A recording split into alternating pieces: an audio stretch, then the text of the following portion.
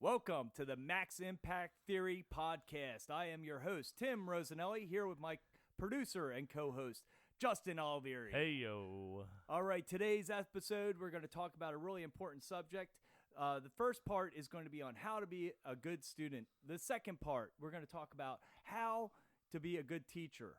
And I'm going to pass it over to Justin, and he's going to go over the student part, and I'll go over the second part about being a good teacher. So take it away, Justin. All right. So, this will transfer to most things like, school or whatever, if you're trying to learn a skill or a trade. But the way that this is Formatted is for karate school, but a lot of these do transfer over to other things. Just like always, karate is like life. Yeah. All right. So speaking of life, the first one is learn outside of class. So you want to put all the knowledge you can. Pull all the knowledge you can from different sources. So maybe YouTube, your teachers, books.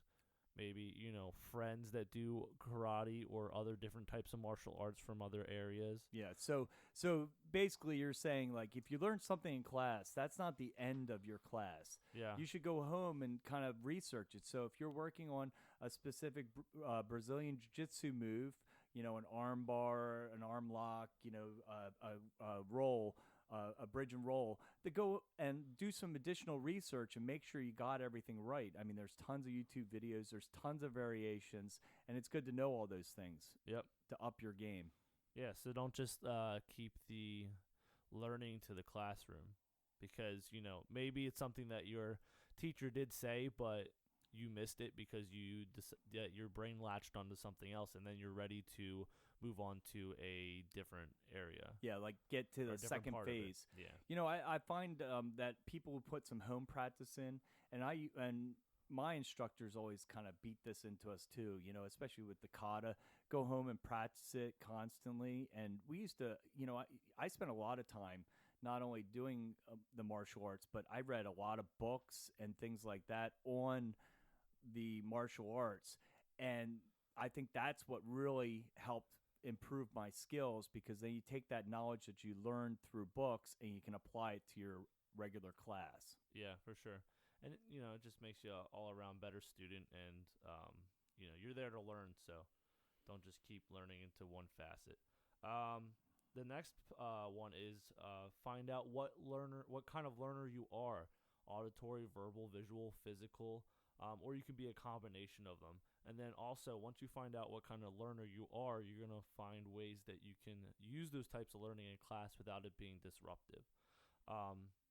So why don't you give us some examples? What is auditory learner? What would you consider? So auditory learner, if you retain information and understand information a lot by hearing it, okay. right? So they're the ones that if I say right side forward, and I would show them demonstrate something left by accident, they would automatically latch on to what I said more than what I show them, right? Right. So if you have a visual learner and an auditory learner, and you said left side forward and you went right side forward, the visual learner will most likely copy you, and then the auditory learner will most likely copy what you said. Yeah, so that's a good example of what the difference between an auditory and visual learner is. Yep. And then we have verbal.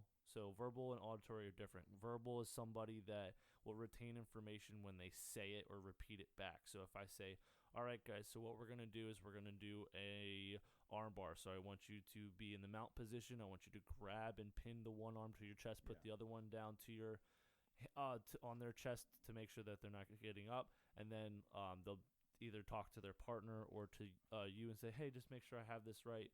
You want to grab the arm, you want to pin it to your chest, put your hand on their chest to make sure that they don't sit up. So if them repeating what they heard will cement it. So those type of learners are the ones that are actually like talking themselves through it kind of in their head or as they're doing it. Yeah. And so the auditory is like you're listening to the teacher and understand what they're saying. This type is kind of repeating that information to themselves and kind of walking through the steps in their mind. Yeah. And then another one is visual. That's pretty self-explanatory. If you see something, then you can usually recreate it. Yeah, think about follow the leader. That's kind of like, following along. You're really good at watching somebody do something and kind of figuring out the nuances of that movement and being able to kind of copy it yourself. Yeah, and most people when they do that in class, they'll just seem like they get it really easy, and that's more just because their brain's picking up on like little things that they're just doing because they saw it. Yeah, and they're not thinking about it. It just happens. Yep.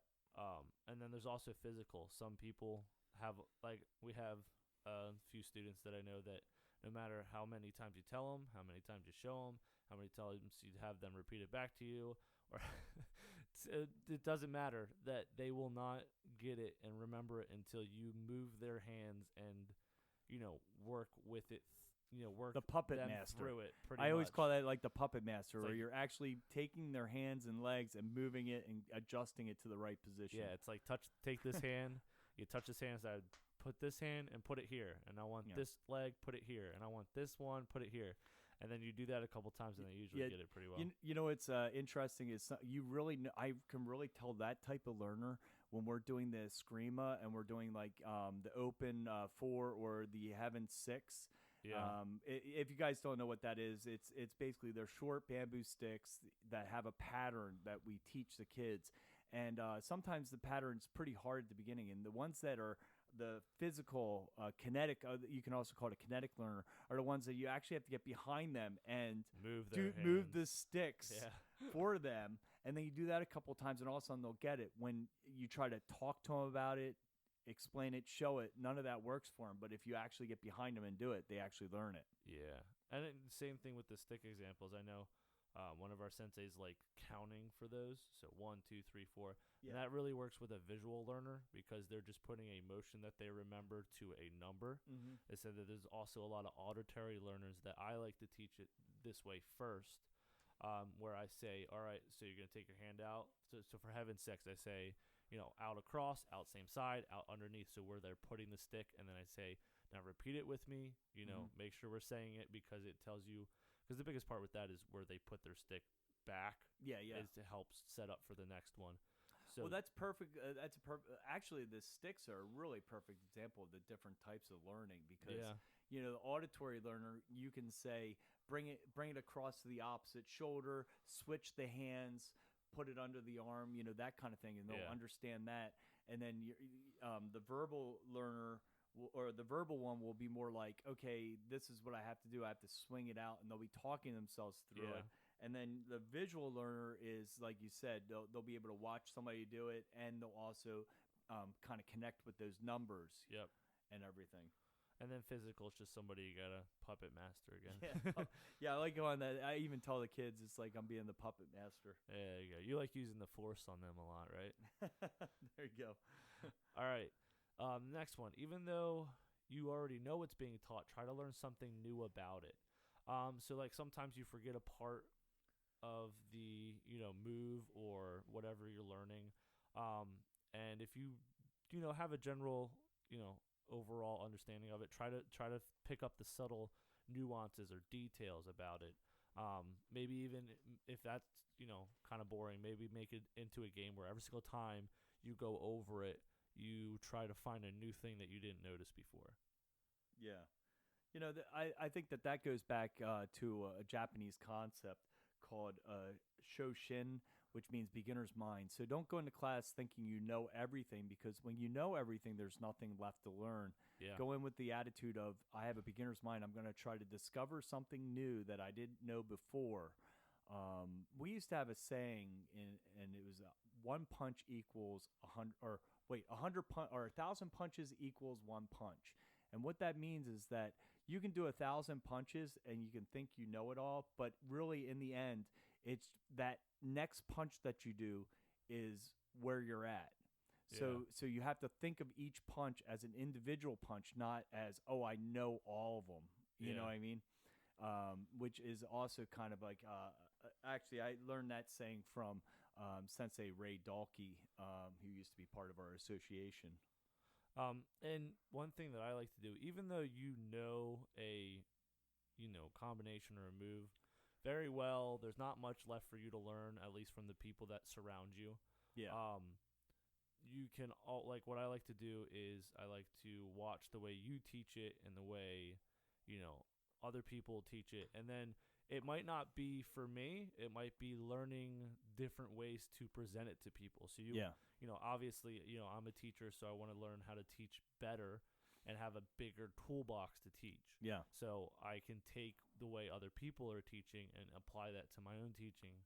So if I'm not learning how to do the move better, I'm learning how to present the move better to other people. Yeah. What's interesting about that is, I've been teaching now for 25 years, more than 25 years, and I have a certain way of saying things, and I found that worked and everything.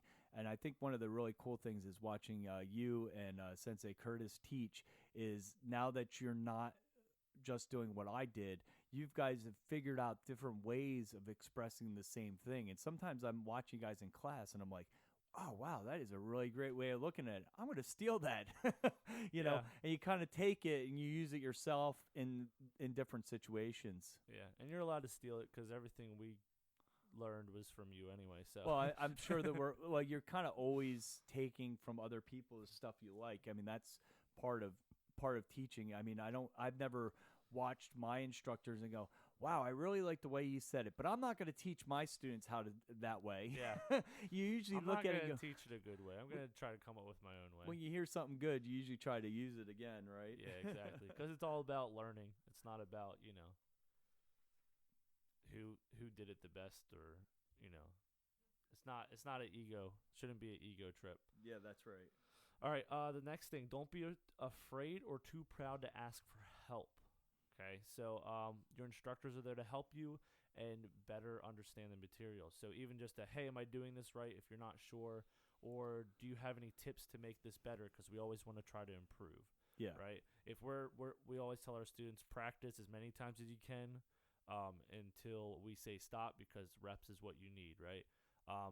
And with that, you want to make sure they're good reps. So don't be like, oh, yeah, I have it. And then you find out you just did like 200 reps of something incorrectly, and now you have to unlearn that part and relearn it correctly.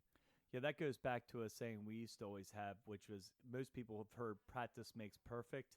But I was always taught, and this was when I went to Long Island University and we worked with Dr. Struchovic, and he used to say, no, practice makes permanent. So if you do it wrong, you're creating it so you can permanently do it wrong. So make sure you do it right from the start. Perfect practice makes perfect. There you go. That's right.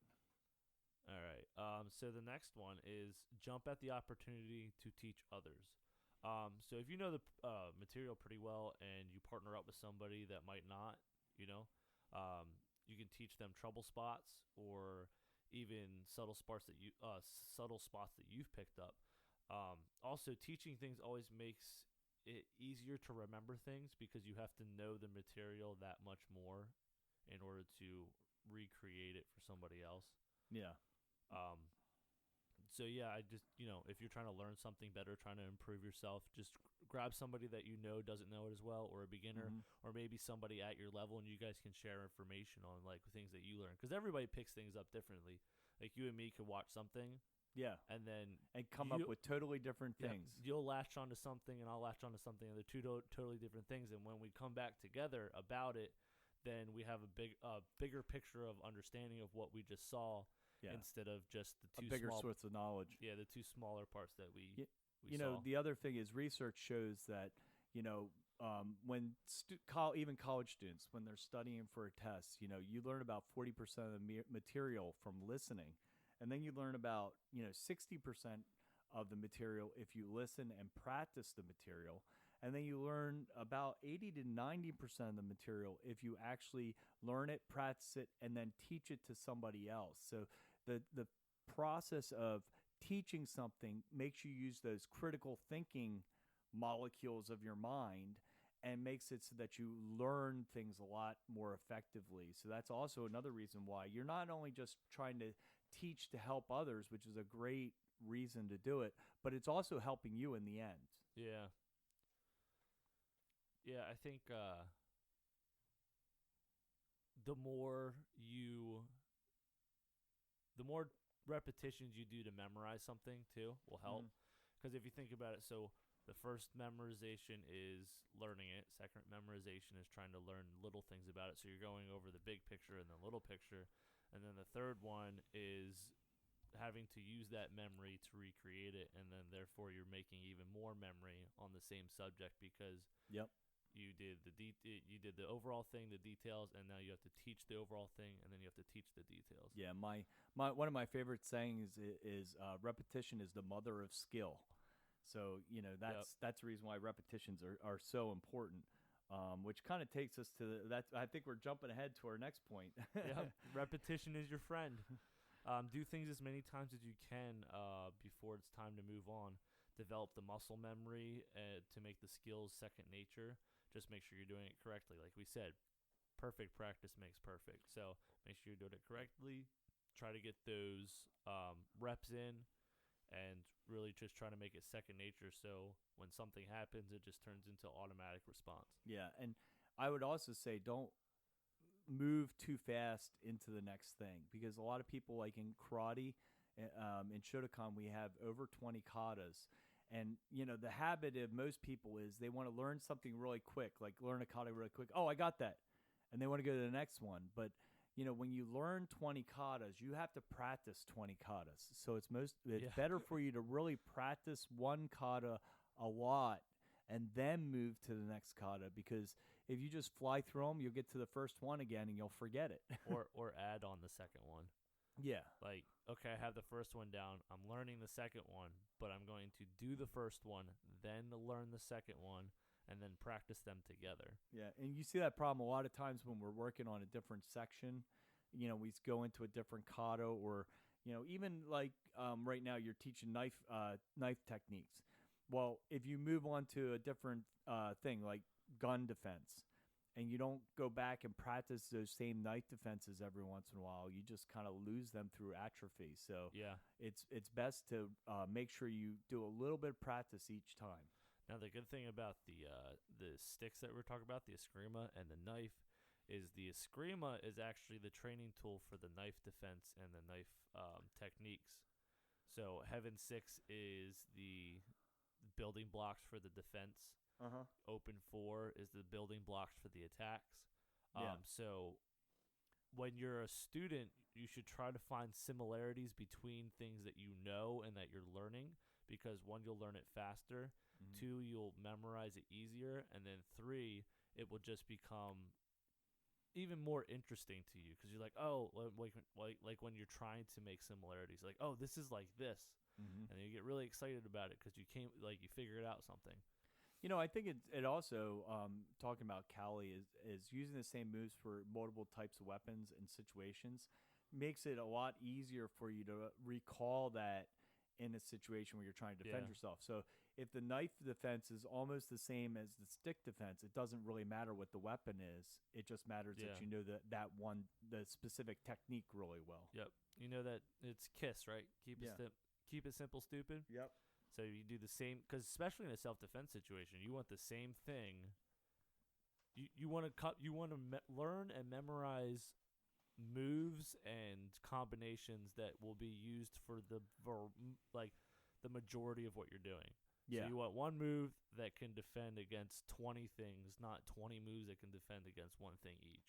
Yeah. It's kind of like Bruce Lee said he's not afraid of the guy who knows 100 kicks. He's afraid of the guy who's done one kick 100 times. Yep. Because that guy probably knows how to do it a little better, right? Yep, exactly. All right. Now, the next one is don't turn your nose up at new way of doing things or a different style than yours. So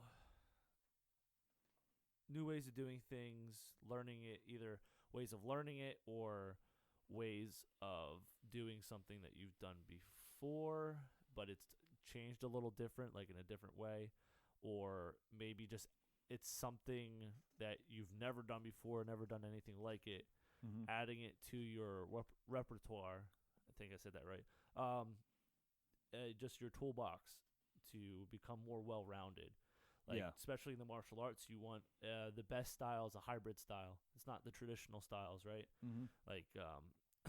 That's kind of how the UFC started in the first place, well, right? I think it's good to have a base, but once you have the base, you want to go out and learn, as much as you can about everything, because you might encounter something different than what you're trying to originally do. Yeah.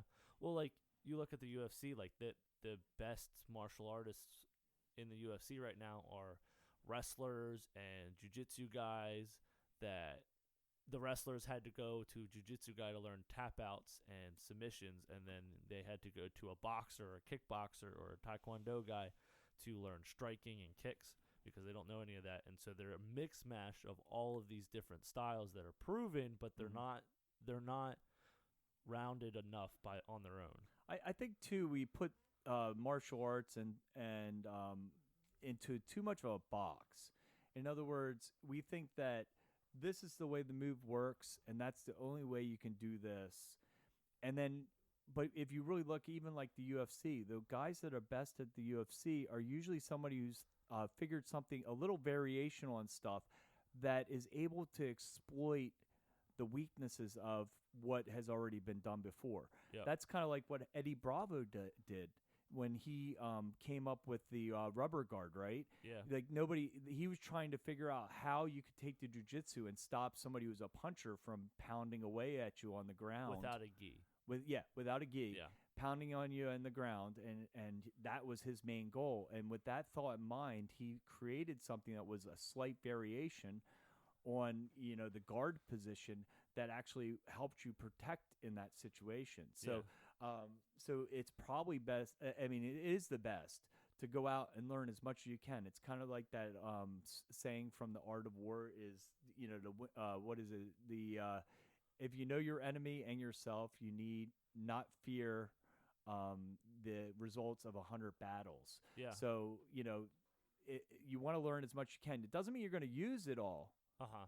But you have to know what it is. You have to know what your enemy is or what they're going to do, so that you can make a plan and use your strategies to counter that plan. Yeah. I remember, when I started taking kickboxing, and Wayne was one of our kickboxing instructors. I come from the karate background, and he came from the taekwondo background. We both knew, I was learning to teach kickboxing. He was teaching kickboxing, so I was, learning under him. And he would do kicks differently like taekwondo guys would. And so, not saying that theirs was better or worse than ours, but some things worked better for my body and the level of flexibility I have in certain areas. Yeah. And my body mechanics, I'm a bigger guy. So things that we would do in one style wouldn't quite work for me in the other style, and vice versa. So not only just finding exploits, but also finding something that that your body is going to get the most out of. Yeah. Right. So like a move, like the way you do a side kick one way, some people might not have the flexibility or the strength or just the core mechanics to do it a certain way, and then you just tweak it a little bit, and then it works better for them. Now, obviously, there's some parameters to that. You can't go too far off where they're just doing a terrible one that's easily blocked or something like that. Yeah, and it's got to be effective, but it's got to be effective for you. Exactly. So, learning different ways of doing things, even if just slightly different, it might just work better with your body mechanics. Yeah. Just like Eddie Bravo, he's like, some guys do it this way, some guys do it that way. But, I'm flexible. My legs are flexible, so I can wrap them up high, because then I can control them when they don't have a gi on. Because normally they have the thick gi, and you can grab onto and you it. grab onto it. He's like, when they don't have that, I need to find something to do with no gi, especially in the UFC and stuff like that. So that's when he came up with that. He's like, if you don't have flexibility in your legs, you either need to get more flexible or do something that some of the other guys are doing, because this won't work for you. Yeah.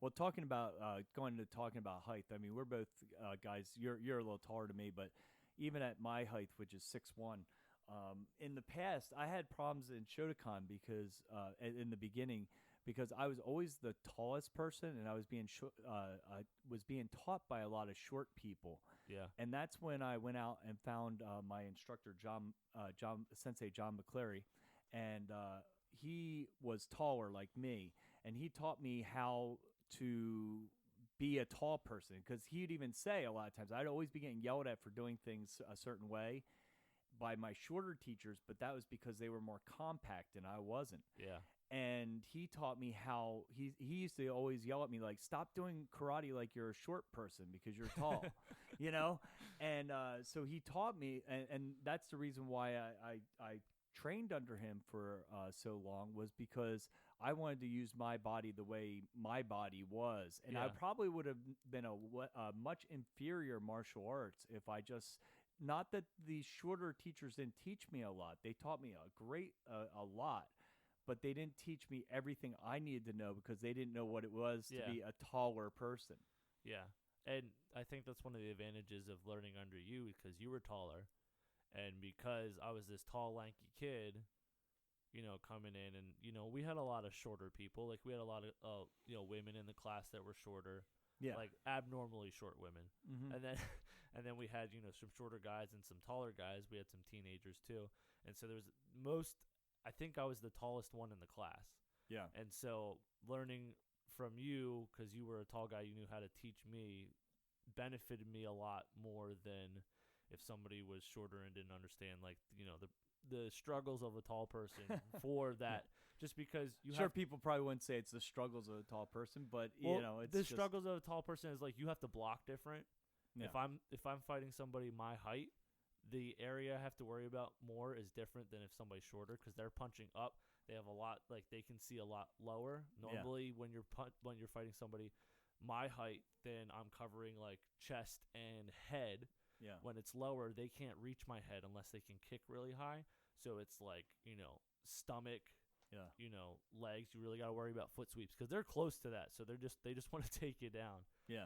What's funny is a shorter person. The problem a tall person has with shorter people is the lack of target. Yeah, to hit their because, hitbox is really because small. I mean it's really hard. Most people wouldn't realize how hard it is to get down low enough to punch a short person in the stomach when you're as tall as we are. Yeah, and You like know. when your hip is like near their, shoulder, Yeah. then it's really hard to kick too because it's just straight ahead. So you have to work around it and stuff. Well, one of the things I learned from being tall is, and I know you've heard me talk about it in class, is your guard stance. Yeah, When you're with somebody your height or taller, you want your hands up higher. If somebody, or I mean, if somebody's taller than you want your hands up nice and high. If somebody's a lot shorter than you want your hands lower, because I used to get killed all the time by shorter people because they were always punching low because we used to be taught to throw a reverse punch to the stomach all the time. And my hands, my short teacher was telling me to keep my hands up, yeah, but my hands weren't quick enough to protect my stomach that was always getting attacked. yeah, So, those are the kind of things that you learn by experiencing different people and different teachers, Yep. and kind of trying to figure out what different strategies are. yeah, and learning from different people. Widening your horizon. That's why we said don't like if one person teaches you one way. It doesn't mean it's bad, but it's also you could learn some valuable things from another person.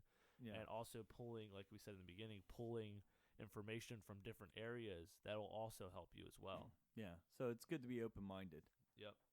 All right, the next one. A positive analyzing attitude is a lot more beneficial than an angry and frustrated one. So when you lose or things don't go as well as you planned them to be, try to find out why it didn't work and what needs to be practiced on. Just remember that defeat is a better teacher than victory. Because when you're losing, you're like, oh, shoot, I got to get better. How am I going to get better? What did I do wrong? Yeah. When you win, you're just like, all right, that was good. You don't feel as you don't feel the need to figure out what you messed up on as well, as much. I mean, but just making sure that you are not frustrated when you're doing things because emotions get heightened and your judgment gets clouded, and then you're just not thinking straight or thinking as clear as you could. So just trying to stay, calm and collective and more like an analytic mind. Like, okay, this is a problem I need to solve, not, okay, this is a problem. Let me just like power my way through it. Yeah. Yeah. Well, Fenikoshi used to say that you have to win by losing, and it's better to lose during practice and get better. I agree with you. When you win all the time, you tend not to learn as much. When you lose or something doesn't go right, then you tend to learn more. I suggest people kind of treat anything in life, but like karate sparring. It's like a chess match. Somebody does a move, and if they catch you with that move, then you go home and you kind of analyze that and go, okay, so if he does this, I'm going to do this, and you can see if that works. If that works, then you do it. And the other person, if he's smart, he'll see he does this, you do that, and he'll figure out to do something else. And that's how you develop your skills in the martial arts. And eventually you do it enough that similar situations you automatically kind of do that move, which really helps too. Yeah. Then the next one kind of plays off of the positive attitude. Is gain confidence, not arrogance, from training. No one likes the guy. Nobody wants to train with the guy that thinks he's all that in a bag of chips. The less ego you have, the more room there is to learn. Yeah. So it's kind of like the analytic mind, always try to get better. But, you feel, you always know the person that needs to be brought down a couple notches. Like, they train and they practice and they're like, oh, I'm the best, I don't need to try as hard, or I'm the best, I can mess around when somebody else is, teaching, or, I'm really good, I don't need to work on this, so I'm just going to try to do something else instead of what we're supposed to be doing, and then your partner's not learning as well. Well, the biggest room is the room for improvement, and you kind of have to always have that attitude when you do stuff. Is that those guys that have a big ego, they tend to get overtook by the guys who are just hardworking and continually trying to improve themselves. Yep. Because when you have a big ego, your ego gets so big you stop trying as hard. Yep. You see that in professional matches all the time, in like boxing and UFC. You'll hear about people who start getting too big of an ego and think they're unstoppable, so they don't train as much for the next fight, and all of a sudden they lose, and then they realize why they lost was because they had a big ego. Well, just like Mike Tyson, he was like, doing scandalous things with lots of strippers and doing drugs right before. He's like they're partying, like full out partying. He's like, hey, where you going? Fight, right? No, hey, where you going? I got to fight. I got to go. And then he'd come right back and then like act like nothing ever happened. He won. Yeah. Just means he's a freak of nature, but like but once age starts catching up on you, you're just going to start going downhill. Well, there was the guys that were either looking up at him or using him as a target to become better then. And so those hungry dogs from behind started catching up faster and faster. And then all of a sudden they just pass you, and then and then all of a sudden now, how do you keep ahead of them? You're behind the game, because you didn't take your training seriously, and mentally it doesn't work out too well. Because like if you're at the top and then you get beat, how often do you hear somebody at the top of their game get beat? And it's usually pretty bad, or it's very demoralizing. How many people do you see come back and be at the level that they were before? They could be at the top still, but they're usually nowhere near the level that they were before. I've been watching a lot of boxing fight breakdowns, and it's very interesting when you hear like some of the fighters, like when they lose that first match and get knocked out. It's almost like it's amazing how devastating that is. Like I think it was George Foreman I was watching, and when he got knocked out for the first time, it like just totally got in his head and really destroyed his life for a while, because he couldn't, he just thought that his whole life was over. And that's a big thing. Yeah, when you have that mentality of I am on top of the world, nobody can touch me. I am like, because in your mind, like you were probably, let's say there's this giant scale and you are as good as like 3/4 up the scale. Yeah. You probably think you're like 50% better than you think you're off the chart, and then you end up not being as good, and then all of a sudden you get brought down. You're still just as good, but your mentality and just your brain place, your headspace is thinking that you're all the way down at the bottom. And then it does affect your performance, like especially in the martial arts. A lot of it is the mental game. Look at Ronda Rousey. I mean, she lost her first fight and basically fell apart.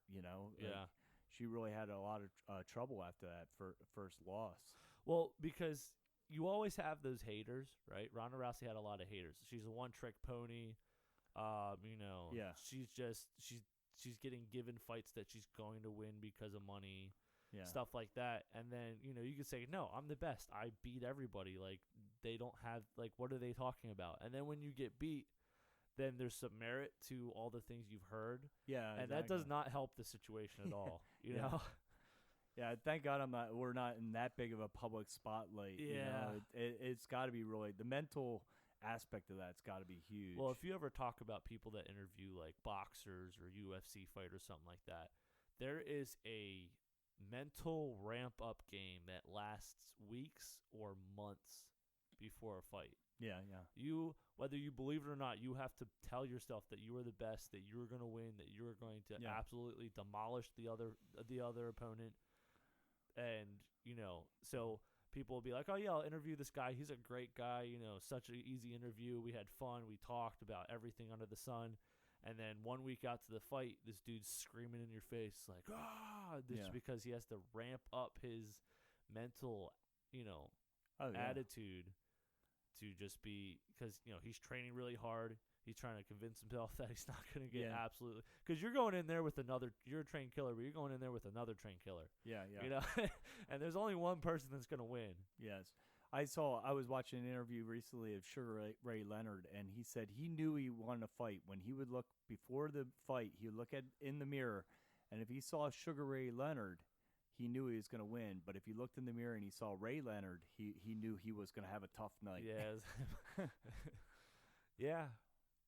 Yeah, because it's just, you're different. I guess, those, because they're competing at such a high level. Like, you see those people, they're like, oh, they're evenly matched. It can't be that hard. Well, no, when you have two people that are the best in the world doing something, Yeah. Anything the can skill happen. gap's not that great. But the skill gap between Joe Schmo on the street and that dude in the ring is astronomical. Oh, yeah, yeah.